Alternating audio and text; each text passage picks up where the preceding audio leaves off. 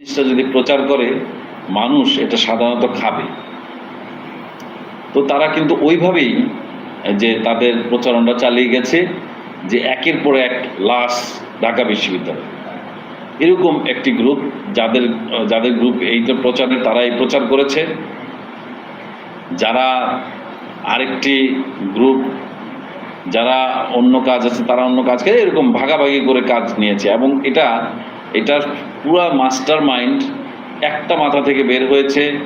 এটা তো বললে হবে না, কারণ এটা একটা মাথা না, এটা সবাই মিলে বসে কিন্তু এই সিদ্ধান্ত নিয়েছে। কারণ এটার সাথে মার্কিন যুক্তরাষ্ট্রের ডিপ স্টেটও জড়িত।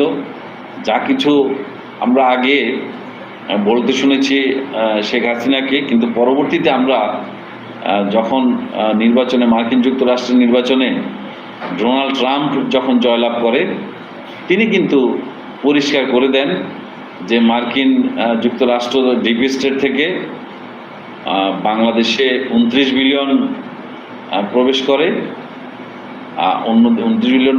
অন্যদিকে ভারতে 21 বিলিয়ন ভারত হয়ে বাংলাদেশে ঢুকে, অর্থাৎ বাংলাদেশে প্রায় $51 বিলিয়ন প্রবেশ করে, এবং এটা সরকারকে ফেলে দেওয়ার জন্য এই অর্থটা ব্যবহার করা হয়।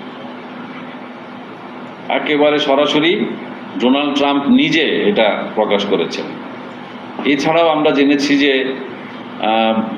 পৃথিবী অনেক যেমন ইউরোপীয় ইউনিয়ন থেকেও অনেক অর্থ সহায়তা করা হয়েছে,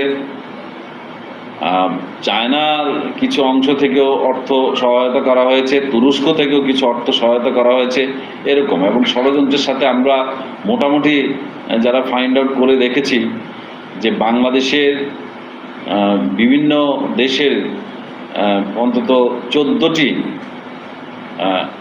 দেশ এই ষড়যন্ত্রের সাথে সামিল ছিল।